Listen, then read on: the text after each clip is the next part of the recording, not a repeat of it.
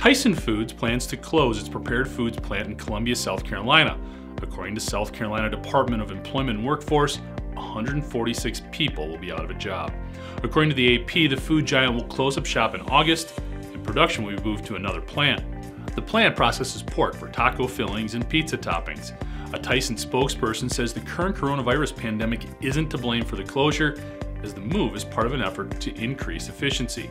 According to the state, the company is working with state officials to inform employees about unemployment benefits as well as other jobs available within the company. While this closure isn't directly attributed to the coronavirus pandemic, Tyson Foods has struggled with plant closures, troubled restarts, at least one lawsuit, and confirmed COVID-19 cases throughout its network of U.S. facilities. However, the company was recently investigated by the Iowa Occupational Safety and Health Administration following a deadly outbreak at the company's largest pork processing plant in Waterloo, Iowa. According to the AP, OSHA didn't find any workplace safety violations, despite allegations that workers didn't have proper PPE. According to the AP, at least 5 workers have died after contracting the virus.